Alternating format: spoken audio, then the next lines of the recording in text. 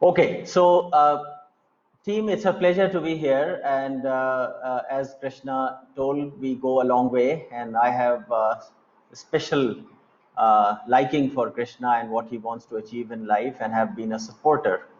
So today I'm going to talk about be an amazing leader at your amazing organization.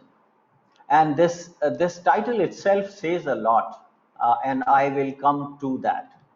Um, what do you have to do to make your organization an amazing organization, and how an organization becomes an amazing organization, and how you become an amazing leader, and how you contribute and become an amazing contributor. All of those questions that apply to literally anyone in any organization will be covered here. Just a brief introduction of mine. Can we go to the next slide, please?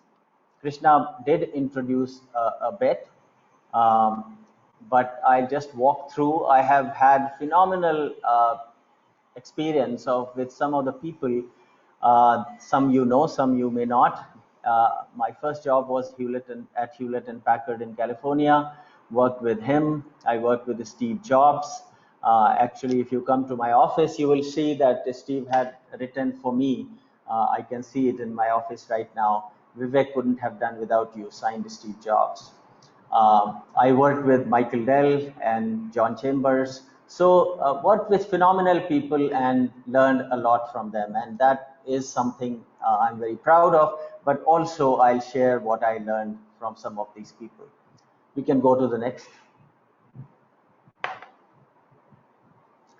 So as Krishna said, very quickly, just to establish my credibility with people who do not know me, I have 6 patents, US patents. After I became manager, I stopped filing patent on behalf of my group. Otherwise, I would have something like 30 patents. So, but 6 patents in my own name, an instrument I invented. You see that picture in the middle. 2 books I contributed to. A lot of awards, from Chanakya Award by Public Relations Council of India, Indian Army. I am a very near and dear to Indian Army, and I have spoken to almost all the borders, at Rajasthan to Himachal Pradesh to Ladakh to Assam and so on. Lot of good interactions with Army, and I can talk about Army a bit if there are any questions or if we have time. I got an award by US thing on US Society on IT Man of the Year in 2016, and that was for using technology for driving social change. That was the theme under which they gave me IT Man of the Year. And 2000, before I left US, I was Who's Who in USA. So now with that gives you some of my experience, and when I share something, you will have some credibility on my advice. So let's go next then. So let us first talk about organization, right? And then I'll come to individuals. Of course, individuals make organizations, but lessons from some successful companies. And we can go to the next slide. This is a book some of you may have read, Built to Last, by Jim Collins from Stanford. And what he did, just in 2 minutes I'll describe. It's a fascinating book to read. Older book though, but he compared 9 pair of companies who 50 years back were at the same level, 50 years from the time of publication of the book, which may be 15 years old. So at that time, about 65 years back, Boeing and McDonnell Douglas were at the same level. IBM and Burroughs were at the same level. Ford and GM were at the same level. GE and Westinghouse were at the same level. Sony and Kenwood were at the same level. Disney and Columbia were at the same level. And there are some other companies as well. I've just given examples of some of these companies. So what he did is, these companies were comparable 65 odd years back. And then he followed them for 50 years. And then he looked at both the groups and see what happened. Can we go to the next slide, please? Okay, so these were all public companies. So public performance is one way to measure their success. And as you can see in this graph, if in 1926, if you had put $1 of investment in the general market, which is like an index, your money would have become $415 in 1990. If you had put that same dollar into half the group of companies, which he calls comparison companies, that would have become $955. But if you had put the same dollar in 1926 to visionary companies, that would have become $6,356. This is just one measure of success. It is not the only measure of success. But what happened? Why is there so much difference between the performance of visionary companies, as he called it, and comparison companies? What made that difference? That is what the whole book is about. So then the conclusion is, and I'll let you guys read the book yourself. The conclusion from this study is, we can go to the next slide, please. So some myths were very clear. And these, by the way, also apply to individuals. And I have mentored a lot of people over the years, 40 odd years. So I can tell you these are not just corporate success myths, they also apply to individuals. So what are these? Well, successful companies exist first and foremost to maximize profit. That is the belief. It's a private company. It's not a social enterprise. It's a private company, for-profit company. And their job is to create maximum profit. That was the belief, right? Not true. What he found was visionary companies, or the successful companies, pursue a cluster of objectives, of which making money is one. Okay, so they are not there only to make money. They have a number of objectives, and one of them is making the money. They are equally guided by core values and sense of purpose beyond making money. These are for-profit companies he's talking about. They are equally guided by core values. So they have some core values, then they are honoring those core values every day, and the purpose of making money is sort of guided by that as well. Yet paradoxically, he says, they make more money than purely profit-driven companies. So the lesson from this book is that successful companies pursue a cluster of objectives, of which making money is only one. And I have been part of some very successful companies. I can tell you that that is the case. And as I said earlier, these also apply to individuals. In my experience, I have seen that individuals who have chased money have not been able to actually become rich. But people who are driven by a cluster of objectives, of which making money is one, they have also made money, but they have also led very successful and happy lives. So both for individuals and corporates, this is an important objective. Now, you are luckily working in a company that is driven by a cluster of objectives anyways, and the purpose is very clear. I do not have to explain you. You are very, very fortunate to work in a social enterprise. Can I say that that to your company, Krishna, social enterprise? Absolutely, Vivek. Yeah, so you are already working in a social enterprise, which is a new set of companies that did not exist 50, 60 years back. My own son is working in San Francisco in a company called a company in the sector of social enterprise. So you are lucky that you are working with a company that has very clear purpose and is run by number of values. So you are already working in an amazing company.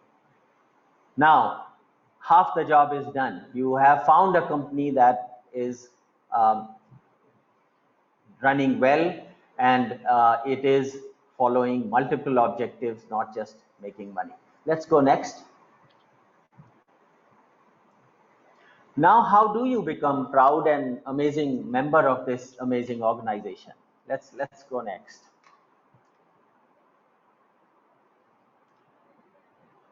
Okay. be a proud contributor for a high performer and a high performer at your company. How do you become that? That is what everyone wants to do. Anyone you want to talk to in your company or any other company, they say, well, I want to be a proud contributor. I want to be a high performer. So what is then stopping them from being that? Let me show you the way that has worked over the years for me. Let's go to the next slide, please.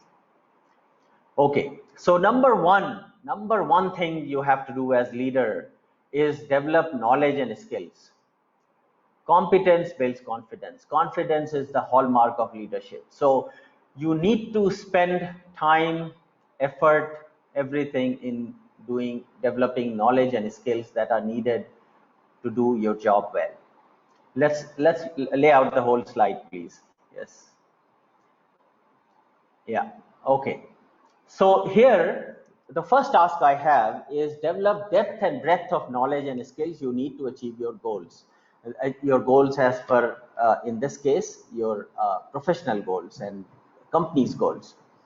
For that, you need to have subject matter expertise in your area. Whatever you do, you need to be very good at it. Don't be a mediocre person. A mediocre person will deliver mediocre results. It's very, very rarely that a mediocre person. So how do you become an exceptional or an outstanding person is by knowing your subject very, very well. Passion about knowledge helps you develop intuition. So many things, many decisions, when they come to you, just because of intuition, you can make those decisions in the lack of information, and those will go right for you. And again, all that comes from deep understanding of the business you are in, and deep understanding of your job, etc., etc. You develop gut feeling. Just from gut feeling, sixth sense, you say some things and that they turn out to be true. For that, again, you need to have deep understanding of your subject and expertise in it. Development of skills requires a lot of effort and discipline. Please understand that. It is not a one-day job. It is not just doing this course or any other course. Development of skills is a long process and requires a lot of discipline, hard work, and effort. Let's go to next. Okay, another one I say, it's probably got blocked. I am a big proponent, and Krishna knows me, read 100 books, all right? Everyone, especially younger people, I give a challenge, including both of my sons, read 100 books. You will become a different person if you read 100 books.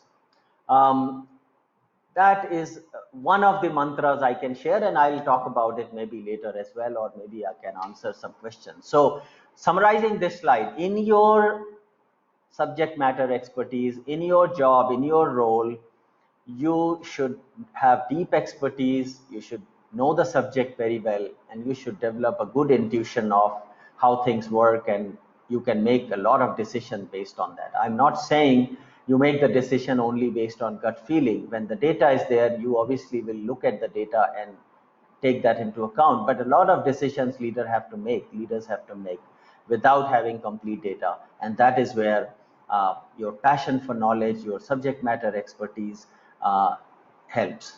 And I'll come back to read 100 books later, but do read 100 books. Yes, next, please. So the skill that is the most important one that takes people forward is actually leadership skills. And leadership, I define, this is my definition, is ability to motivate yourself and your team towards achieving a goal and getting the best out of you and your team, even in adverse circumstances. That applies to the current situation, is leadership. So two messages here. You cannot become leader of others if you don't lead yourself first. You need to get the best out of yourself first. You need to lead yourself first, and then you can lead your team or your working group or whatever you want. So ability to motivate yourself and your team towards achieving a goal and getting the best out of you and your team, even in adverse circumstances is leadership. That is my definition, and I can answer again some questions if you have on that later. Let's go to next. So why leadership is so much talk? Just type on Amazon and go and say leadership books. You will see 100 books there. Some companies invest 10% of their GDP in training the leaders of the future. I'm glad that Krishna is running this initiative to actually help create leaders for his own institution. Why is that so important? Let's go next. You can lay out the whole slide. So leadership is not just for people at the top of an organization. It is for everyone. Like I said, first you have to lead yourself. So you can't say leadership is not for me. When I become a manager or when I become a lead a group or a team, then I will worry about leadership. Not really. You have to start leading yourself, and that will help you become a better leader. It has been observed over the years that people with leadership skills move up rapidly to leadership positions. They are ready. They have many things that make them obvious choice for leadership positions. But true leadership cannot be awarded, appointed, or assigned. It is earned. You will see many cases that people follow some people, irrespective of their title or age or anything. These people have leadership skills, or they have developed leadership skills. I, for one, do not believe that leaders are born. I believe maybe some leaders are born, but a lot of leaders are made through hard work. And so leadership quality can be developed, leadership skills can be developed, and that is key for yourself, as well as your institution, your organization. Go next, please. So I'll just talk about 3 leadership skills. I mean, the literature is full of leadership papers, leadership books, etc. We will not have time to talk about. I can talk about 7 skills that are critical for leadership, but here I will talk about 3 that I think are very important for people at your type of organization and in your type of roles. So let's take one by one. Leaders are liked, like I said. Let's go to next.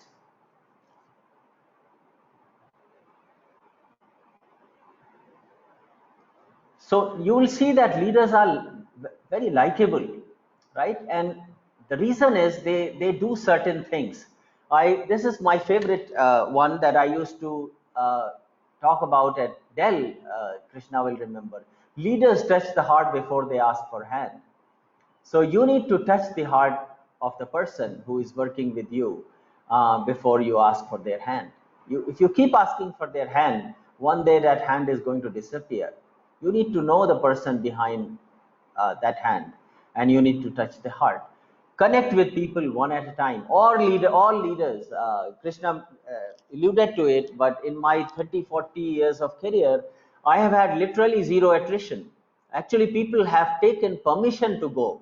They would say, they'll come to me, they'll show me the offer, they will say, this is the job, should I take it or not? In many cases, I've said, yes, this is a good one for you, and they have taken the offer. In many cases, I said, this is really not great for you, and people have declined. So literally no one in my 35-40 years of career have left me, and the reason is I touch the heart before I ask for the hand. How do you develop that? How do you become likable? A few tips here. Focus conversation on his or her area of interest. You know, people love to talk about their interest. Well, you may be interested in that, but the other person may not. So learn to talk about his or her area of interest. Understand that no one wins an argument. It is not important to win an argument. You can make your case, and if people buy it, they buy it. They don't buy it, they don't buy it. Don't be a reformer, but be genuinely interested in improving people around you. And that has been my probably reason for success. I have taken a lot of pride in making people success who have worked for me. And that I learned again from people who I work for. So these are very important things. And be very humble and approachable. No arrogance. You may be busy. All those things are possible, but I think it's important that you remain humble and approachable. So these are just a few tips, but bottom line is you need to be likable.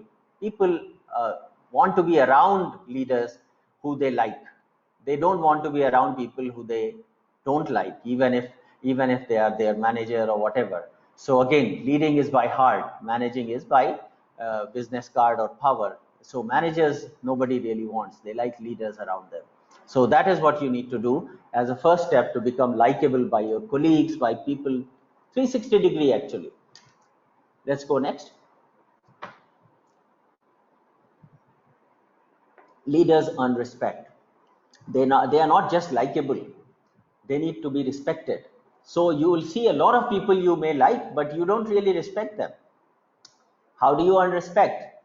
By making sound decisions, admitting your mistakes, and putting what's best for their followers and the organization ahead of their personal goals, right? Personal agendas. Very, very important. You do not earn respect by putting yourself first, talking about yourself, interested in yourself, promoting yourself.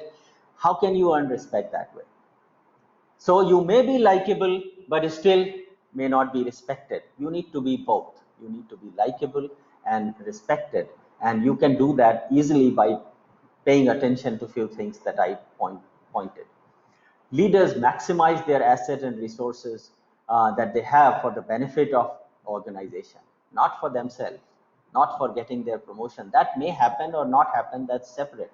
But the respect you generate is when you see the person or the leader who is leading you is committed to the cause of the company, cause of your project, cause of the customer. Those things create the respect in the leader. So you have to become likable and you have to earn respect, both. Let's go next. And then you have to earn the trust. Now, earning trust is a very interesting part itself. Like General Norman Schwarzkopf says, leadership is potent combination of strategy and character, but if you must be without one, be without a strategy. So what you have to have is a character. You have to show your character. What is character? How can you show? How can other people see that character? Well, yes, for some of those are thinking simple things that your grandmother taught you. Basic values, telling the truth, not lying, those kind of things. And some of them are the values you live and die by, both your values and your corporate values. So if you follow those, then people develop trust for you. They not only like you, they not only respect you, but they trust you and they trust your judgment power and say, okay, this guy can be trusted and I'm willing to give my, in some cases, even life. So in military, you will see many generals have been trusted so much that people have jumped from hoops for them, literally giving their life. So character. Defining your character is very important. I have said that to many young managers who joined me over the years, is in the first meeting, you tell people who you are going to lead, who you are. Who are you? Why should they really care about you? And so it is very important for your team to know who you are, what values you will live and die by. And then obviously they should somewhat align with your corporate values, and you need to honor corporate values. So corporate values number one, your personal values number two. There should not be inherent conflict there. And then that should be very clear to your people. If they see you living and dying by those values every day, they will develop phenomenal trust in you. The more important one also is when you become a leader, you lose right to think about yourself. And this is another thing that earns trust. Are you really promoting yourself? Are you doing it? Are you taking credit for these sort of in a not right proportion, etc.?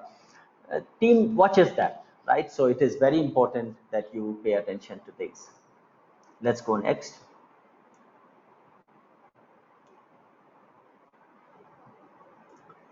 Okay, now you have earned, you are likable, you are respected, and you have their trust.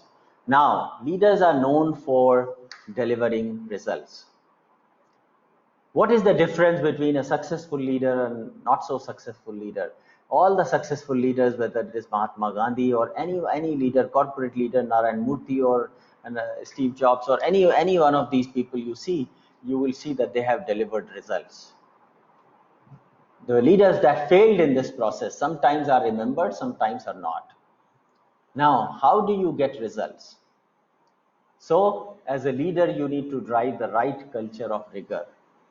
This is very important for all of you. Rigor is thorough adherence to the process as well as intentions of the process. So whatever process your company has decided to follow to do certain things, you have to follow that, not just as a tick mark, but the intent of the process has to be followed.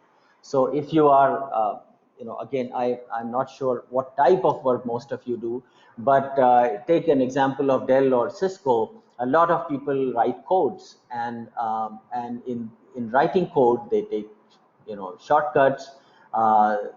They compromise some processes.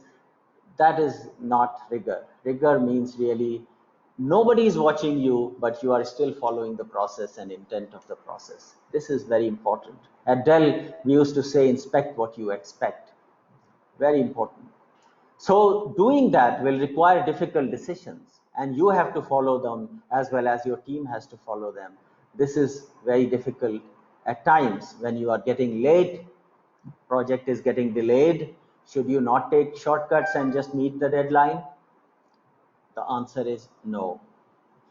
You need to actually still follow the process that has delivered good. Why certain processes are there? Because they have delivered some results, good results for your previous projects, and that is why they are put there. And if you try to take the shortcuts, you will actually compromise something, and that execution is generally, in many cases, it is complete waste. You have to go back and do it again, or the customer is not happy or whatever, and then the whole purpose is defeated. This will also be a test for you as a leader, and you will be watched. What will you do if you are a leader of a group that is getting late and there are some problems in the project? Would you hide them and say, go ahead, meet the deadline? If you are writing a software code and you know there are some problems, but 80% of this looks okay, would you actually go ahead and release it? These are the questions that as a leader you will be expected to answer, and you will have to answer. Not only answer, you will be watched to see if you walk the talk, or all the rigor and process and all of that is just for other people. You will take the shortcut when needed. That will not create trust, respect, or even people liking you. Let's go next. Okay, then comes the passion. If I have had the fortune of working with a lot of successful people, you heard the 4 or 5 names that I talked about or Krishna mentioned, but I have worked with lots and lots of people in all kinds of fields, in many different ways. And I can tell you one common thing among all successful people is passion. These are very passionate people, and passion does amazing things in you. It really does magic. Let's go all the way in the slide, please. There may be 1 or 2 more. Yeah. So let me just give you one example. The passion. I'm a very big believer, and Krishna is you want to see a passionate person, you need to just look at Krishna, how passionate he is. And what happens with passion? I'll tell you in a very simple way. Human brain is literally divided into 2 parts. You can say inner core, outer core, or left or right, however you want. Some part is driven by logic, and some part is driven by emotion. Actually, a large part of your brain is driven by emotion.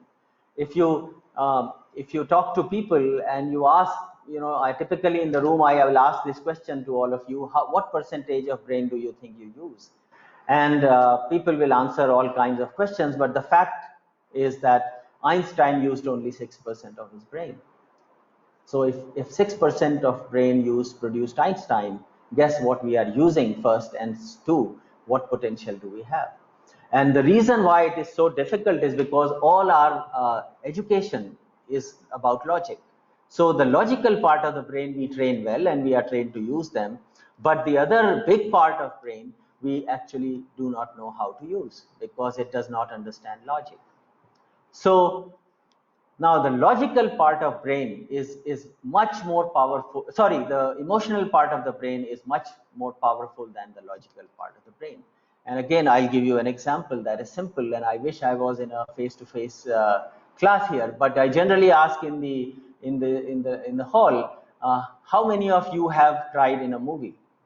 And tell me the truth. And except one or two brave hearts, almost all hands go up that yes, I have cried in the movie. So then the question becomes, why do you cry in a movie? You know that this is not true. You know this movie is going to end in 10 minutes.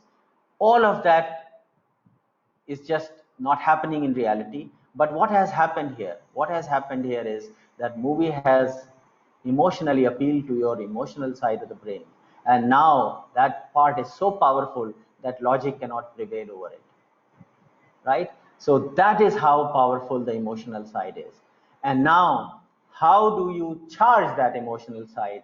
Because that side only understands emotion, not logic. Your logical part of the brain has to show the passion, and the passion signal can travel to the other side of the brain. And now your whole brain is working for whatever you want. And that is what we call Aham Brahmasmi. The whole universe supports it. Sari kainat koshish karti hai. So all of this is because now the universe is supporting what you want. So passion is that emotion that actually allows you to use your whole brain, and it makes you as a different human being, very powerful human being. So be passionate about what you do. No matter what you do, small thing, big thing, doesn't matter. Be passionate about what you do. Let's go next. Yeah, so this is my invention. The invention I did after my PhD. I developed this instrument, and what I want to show here is it's not important for you what does this instrument do, but how I developed this and how passion played a role in this. Right.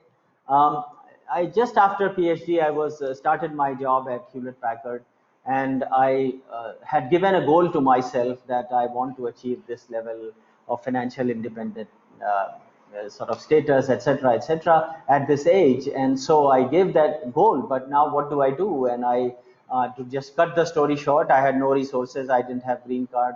My wife was a homemaker and a volunteer, etc.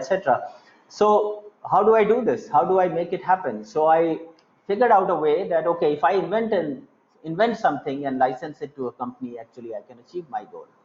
And I became so passionate about this. So I found a problem, and then I worked on that solution. And I was so passionate about it that I would have hard time sleeping. I would go to sleep and then suddenly wake up with one idea or the other. And I will then not go to sleep because I'll forget that idea. That is passion. That is passion, guys. How many of you actually are getting your ideas on the projects you are stuck or the problems you are stuck? If you are not, if you can sleep well, I say that to all professionals, you are not really passionate enough about what you are doing. So to cut my story short, my wife told me that why don't you put a pad and pencil next to the bed and write your idea and go to sleep so that you can work the next day. And I did that, and I'll write many ideas. I'll wake up many times at night, and then in the morning I'll look at it. 9 out of 10 ideas were useless. But that was not the point. The point was I was thinking, trying even in my sleep. And within 9 or 10 months, I developed this. I got the idea, I patented this, and then I licensed it to a company in Boston and earned royalty on this for 17 years. This instrument was bought across the world, and there was no other instrument that did what this did for 17 years. So that is the power of passion. Let's keep going.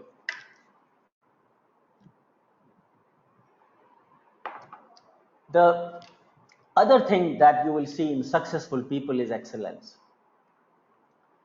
anyone you know outside your current environment, your friends and family, is because they have achieved certain level of excellence. Whether it's Amitabh Bachchan, Lata Mangeshkar, Sachin Tendulkar, Rahul Dravid, Prakash Padukone, any one of these, or even in professional world, Narayan Murthy, or anyone you want to take, right? Why do you know them? It's not because they have made money. Money they have made, but because of excellence. And everyone I want in my advice to all professionals, including my own sons, is to pursue excellence. Excellence requires depth.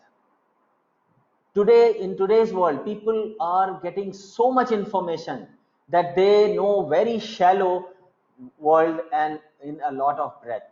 So they have breadth because they are reading all kinds of things, from WhatsApp to blogs to internet to this, that.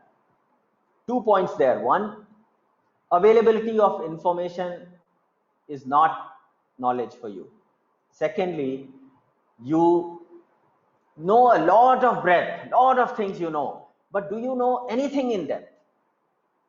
And let me give you an example. Rahul Dravid is my neighbor and a very close friend, and I have had long discussions with him about excellence and so on. But let me tell you, do you know anyone? And these are the questions that are answered best when you are face to face, but that's okay, we'll do it.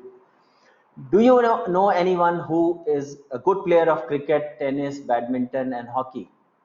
No. Why do you know Sachin Tendulkar? Why do you know Prakash Padukone? Because they have played one game and played better than anyone else.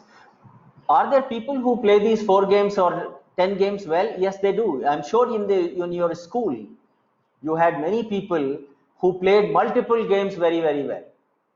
So what happened to them? They're playing with Indranagar Club or something like that, guys. They never crossed that boundary. You need excellence to actually cross that orbit where you are seen differently, right? So excellence is very, very important. Everyone cannot be a Sachin Tendulkar. I am not a Sachin Tendulkar. I'm not a Narayan Murthy. I'm not a Steve Jobs. Doesn't matter. But in certain areas, I am a big sort of excellence fan.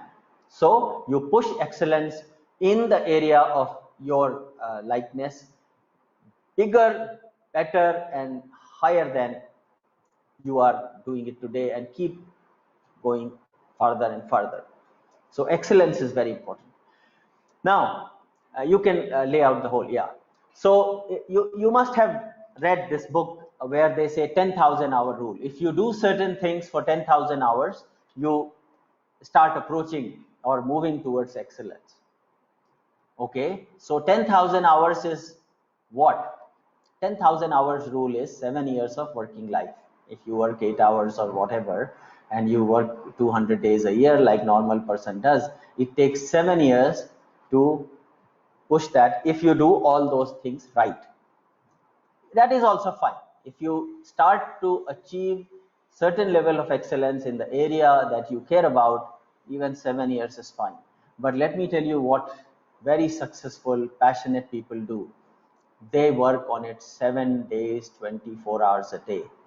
And that includes me. We are not physically working 24/7, but we are mentally involved, engaged with certain problem. I gave you the example of my innovation. I was literally working 24/7. If you do that, the same 10,000 hours you get in how many days? 450 days. So in year and a half, you have reached certain level of excellence. And that is why you see people who are passionate, only those people can push this level of excellence. But if they do, in year and a half, they have achieved something that other colleagues of theirs will take 10 years, 7 years, 15 years to get there, even if they get there.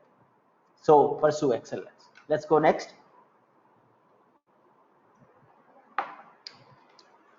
Another one of my favorite, have a role model and a mentor. And they are two different things. Okay, I'll explain.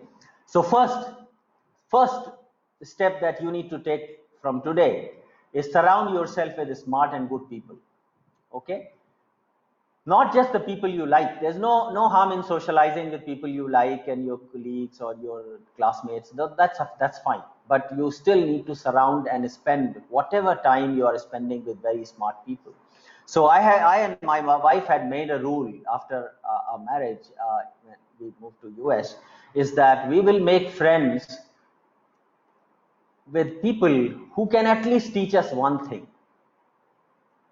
So not just people we like. I mean, they're people you like, but they can also teach you one thing. So why not make friends with those rather than only people who you like?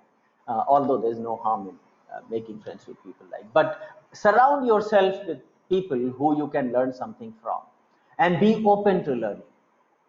Be open to appreciating. One big problem in India I see is people are not open to appreciating. They can't praise anyone. Their praise is immediately sort of but you did a great job, but why does that but have to come there? Why can't that but come after 2 hours, after 1 day, 2 days? Why can't you praise someone openly and also appreciate it so that you can learn from them? So surround yourself. They are your first informal mentors if you want to talk to them. Now, mentors and role model. Role model, there's difference. Role model is someone who you cannot be like, but he or she is your role model.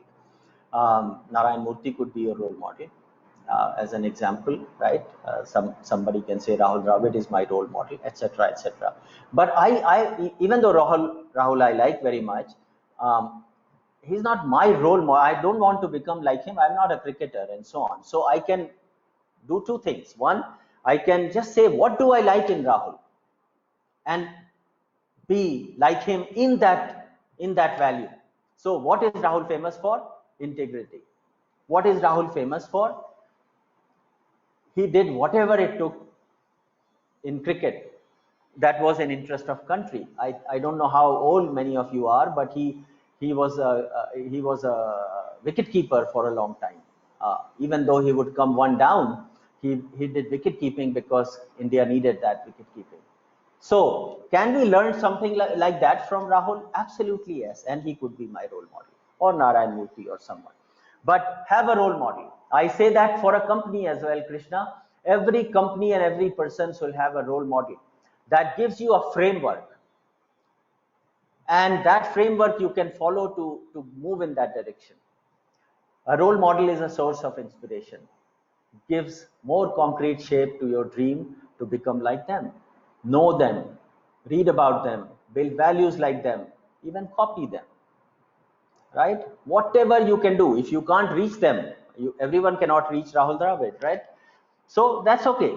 You read, you follow, you do whatever, and see what can you do, what can you learn from him. And I have even said there, copy them, right? Let me give you an example of Ben Kingsley and Gandhi. I don't know how many of you have seen Gandhi movie, but in Gandhi movie, the Gandhi role was played by Ben Kingsley. Actually, I'll advise every single one of you to go on Netflix or wherever and see Gandhi. And you will see Ben Kingsley doing phenomenally well in playing Gandhi. Actually, when Ben Kingsley was selected to play that role, there was a lot of hue and cry in India that how can a non-Indian play Gandhi? But you see Ben Kingsley and you see how well he has done. Now, the point I'm going to make here is that Ben Kingsley, before he started playing Gandhi, actually he came to India, he traveled India, he started living like Gandhi. He started sleeping in the ground, he started doing charkha, he started became vegetarian, he started wearing clothes like Gandhi. And guess what? He talks about it in his book that he started thinking and becoming like Gandhi. So even by just purely copying your role model, you can actually start moving in that direction. So have a role model. In terms of mentor, a mentor is there to tell you what you don't want to hear. A mentor is not for having good time and just praising you, hey, you are great and this and that. Encouragement is also needed, no problem with that. But a mentor is there to tell you what you don't want to hear. Constructive feedback is critical for anyone's growth. Again, unfortunately, in India, Just like we can't give appreciation, we also can't take constructive feedback. People become defensive right away. They start giving examples of why they are not that way. You don't have to do that, guys. Nobody is perfect. I have done my performance reviews all 40 years, and in every performance review I have been found that something I can improve.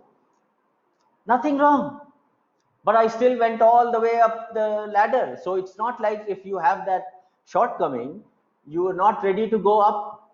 You can, but you listen, act. Some things you can address, some things you may not. That's life. But mentors are very important, and that's why you see the quote there. I'm a product of great mentors, Indra Nooyi from Pepsi. Let's go next. I love this quote from my favorite Steve Jobs. If you want to make everyone happy, don't be a leader, sell ice cream. Krishna, this is very, very good for you or anyone else. Leader should not go after, oh, everyone should praise me. Sell ice cream then, make everyone happy. You want to be leader, you will have to make some tough choice, and sometimes they'll be difficult. So this is a very favorite quote of mine. I think this is something I kept on my office all the time, also because I have so much respect for Steve Jobs. But amazing simplicity, but very powerful quote. Let's go next. So guys, that is what it is all about. Be an amazing leader at your amazing organization. Let me just summarize it for you, and then we'll open it for questions. Number one, I told you that an amazing organization is there not to just make money, but is also there to have broader set of objectives, which can be decided by the founders, but it has to be broader. It is in society, it is in a country, it is in a world. It has to do multiple things. Luckily for you, you are working for a social enterprise, whereas a big part is, in some ways, broader objectives. So you are already working on an amazing organization. So have a lot of pride in it, and be proud of yourself to be working in that organization. Then we said, how do you become an amazing leader, an amazing contributor, and so on. And we talked about what skills you need to develop to actually become that. So we started with how you become likable. Only likable people are supported by their peers. We talked about how to earn respect if you don't have respect. So, you can't really go beyond a certain level without respect. Just people liking you doesn't do it. We talked about that. Then we talked about how to become respected.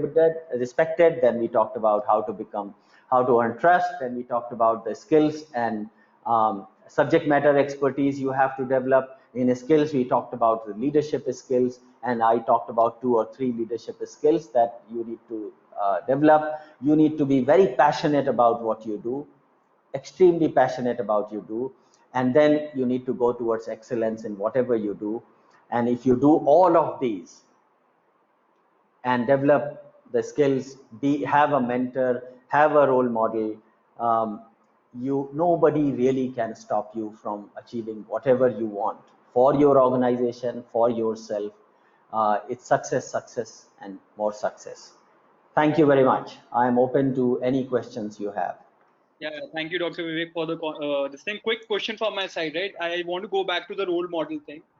Yes. So, like I have role model, and there are certain people and gods also, like where you kind of look up to, right? But what happens is when there are certain things you like about them, and when you go back to thick of things, right? The action where the action is happening, there is a sense of loss, in the sense you're not able to replicate that quality that you want to do, or you want to kind of practice that.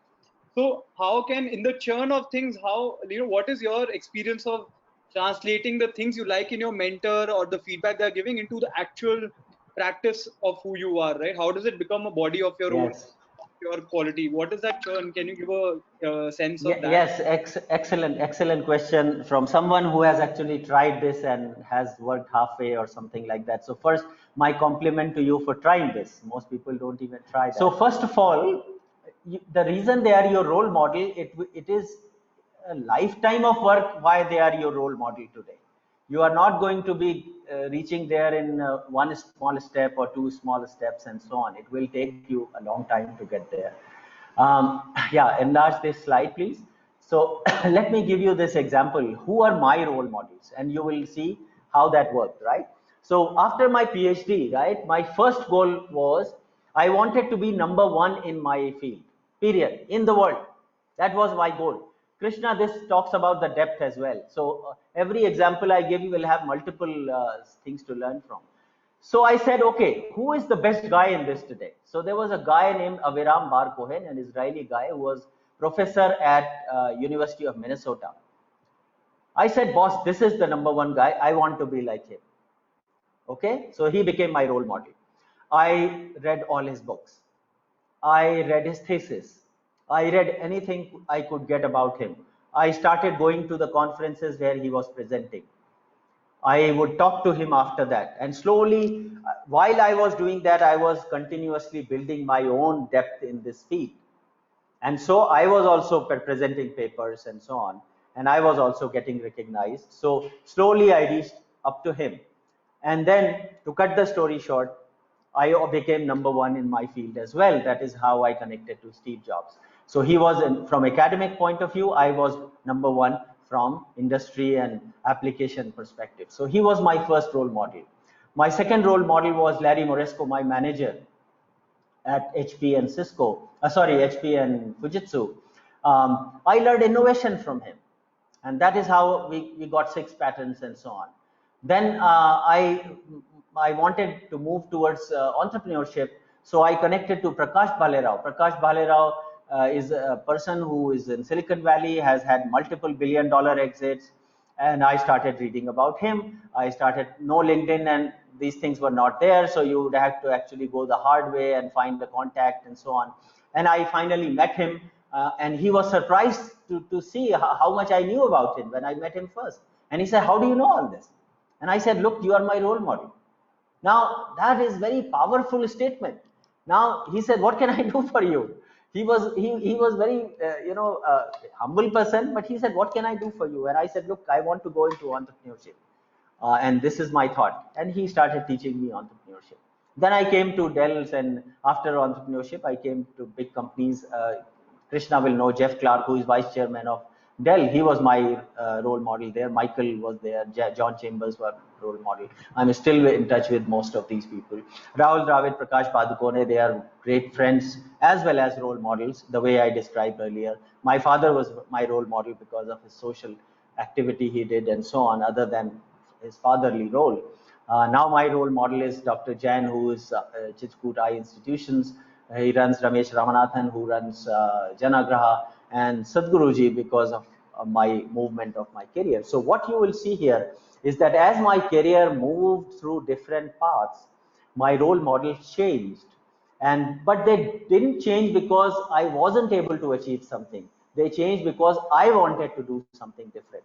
But I always had a target for entrepreneur. I have to become like Prakash Bhalerao. I didn't become like Prakash Bhalerao, but at least he was my role model, and I learned some things from him and moved in my path to the next level. I didn't become Michael Dell either, but I moved in that path. I didn't become John Chambers either, but I learned a few things from John, and so on and on. So this is the journey of your role models. You don't get there in one day. And yes, when you look at, when I looked at Aviram Bar Cohen, when I finished my PhD, he looked at as if he was at the mountain. People used to, stop him at the airports, at the conferences. He was a star, like, not like Amitabh Bachchan, but somewhat like that, right? A star. And I would just see him from distance. But within, I don't know, 3, 4, 5 years, same situation I had. I was actually hounded on airports and conferences and so on. So they look high. That's why you have them as role model. But if you follow about them, you read about them, you try to become all the things I talked to you earlier about, you actually will get there. You may not get all the way there, but you will get there where you will also be able to achieve some of your goals. And sometimes you will fail. That's part of the game. but don't give up because you failed. I never gave up because I failed. I gave up or moved to another role model because I changed my goals and did something different. So hopefully that addresses your question. Let me address one slide before also. I want to address the question of book. I'm sure somebody has that question, and I want to talk about that. And I think one of you also wanted to know about it. I think Devika asked me that question sometime when she visited me. So let's talk about the books, right? So I said you read 100 books. Which books should you read? All the young people ask me this question. So here is what you go, right? So first of all, you pick up the books on the technical subjects or areas of your interest, or in project management or product management or management of team, whatever you are doing today. You need to know something about it. You need to learn something about it. So I think that's where probably you start. In my journey, after that, I did that. I moved to innovation. So Larry Maresco became my role model, and the books I read was New Age of Innovation, The Innovator's Dilemma, 8 Steps to, so many books on innovation I read before I did my own innovation, right? Then I wanted to become an entrepreneur, and then I started reading, and these were difficult to find at that time. You would go to a library and then look for books and some guidance and so on. Today, what do you have to do? Entrepreneurship. The top 10 books on entrepreneurship, Amazon gives you in 30 seconds, not even 30 seconds. So then I was interested in entrepreneurship. I read Startup Nation, 0 to 1, Hard Things About Hard Things. Leadership, then I became interested in Stephen Covey, Elephant Can Dance by Lou Gassner, Jack Welch. Leaders I admire, these are my role models. So John Chambers, I read his book, Connecting the Dots. Satya Nadella, I read recent book. Narayan Murthy's book, Make Better India, Make Better World. Nandan's book, Reimagining India. Michael Dell's book, Steve Jobs' book, etc., etc. Venture capital, same things I did. Spirituality, same thing I did. Autobiography of Yogi is a phenomenal book. Inner Engineering by Sadhguru is a phenomenal book. A $1 trillion coach is very highly recommended for you, Krishna. It's about a coach that coached the CEOs of Google, Microsoft, and so on. So you will wonder, do these guys need a coach? I mean, you are running the most successful company in the world, and you need a coach? Well, Bill Gross was the coach, the guy who has written the book. It's called $1 Trillion Coach. So that will open your eyes that even these guys need coach. So financial, I was interested in. I read a bunch of books on finance, and then Built to Last, Peter Drucker's book, Blink, so many books, right? So the goal I'll give to people, start with 10 books. Goal, do that in whatever time it takes, 20 books, 50 books. At 50 book, you will be a different person. At 100 book, you will be a completely different person. You would have gone 1 or 2 orbits ahead in your evolution.